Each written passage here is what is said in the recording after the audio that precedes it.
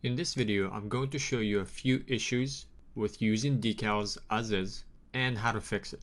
So very first thing, if you switch over to view mode unlit, you will not see your decals. This isn't such a big deal because using unlit is just a developer mode inside the editor and not something a player would see in game.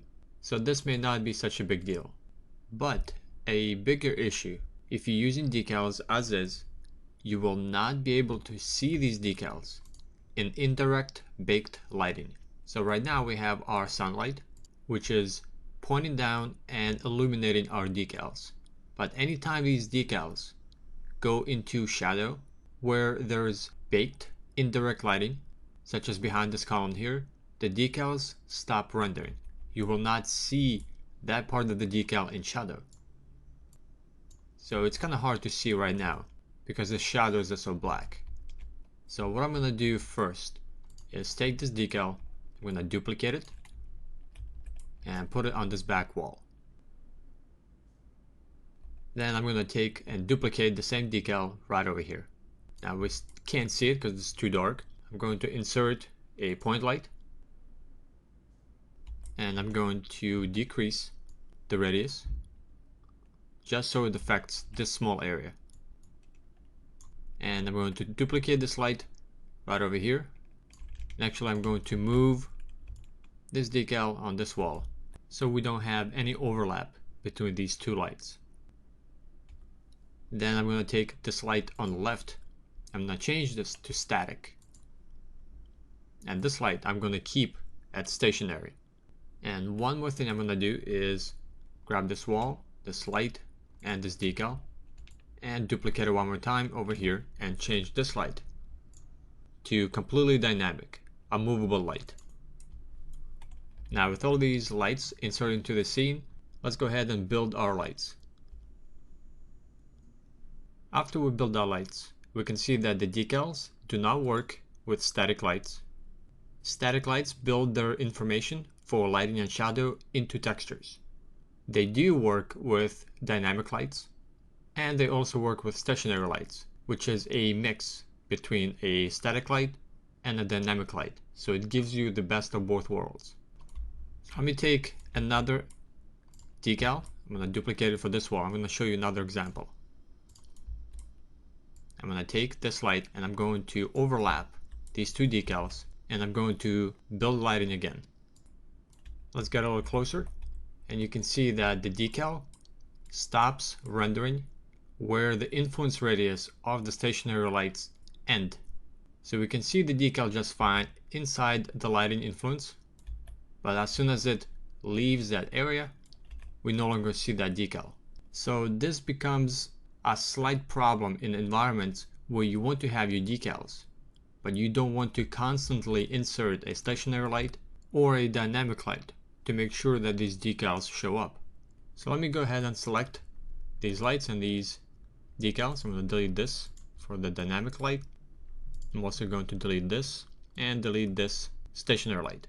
I'm going to insert a skylight, which will give us some illumination in dark shadow areas. I'm going to switch over to light and insert a skylight. Skylight is indirect light, and you can see that our decals stopped working because we deleted a stationary light. And if we build our lights, we still won't see decals show up.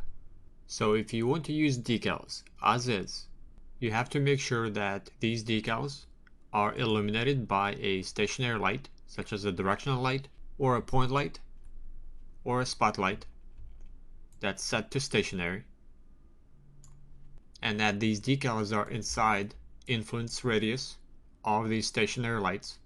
You can also change these lights to movable or dynamic. This will also make these decals render in shadow areas.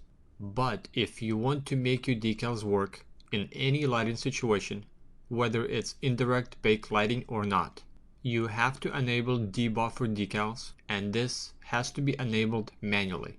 This option does come at a slightly increased performance, but not much. The way Unreal Engine 4 renders decals is different than the previous versions, and that is the reason why it's not set to work automatically. So to enable debuffer decals and to make your decals work in any lighting situation, we need to head over to Edit, Project Settings.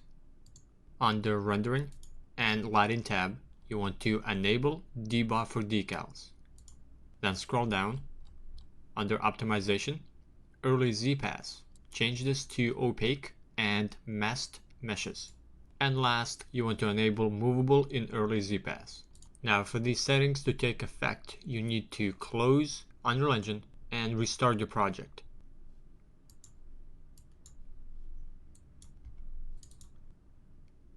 Now when you restart the editor, it may take slightly longer than usual for it to restart and launch a project, and the editor will automatically begin to rebuild shaders. So this process may take a bit longer than usual. Let's go ahead and open up our map. The second part of the process is we need to update our material settings for each decal. So let's go ahead and jump over to Materials folder and open up both of our decal materials. So the first is going to be decal painting. For the debuffer decals to work, we need to come down to decal blend mode and change the option to debuffer, translucent, and choose which of the three options we want. So in our case, we are using base color and normal map. So we're going to change debuffer to translucent color and normal. And let's go ahead and apply and save. And for our basic decal, all we have is base color. So we're going to change our decal blend mode to debuffer, translucent color, and hit apply. If your material had other settings, such as roughness, you would just change it to translucent color, normal, roughness. So you choose which one you want to use based on the inputs for your decal.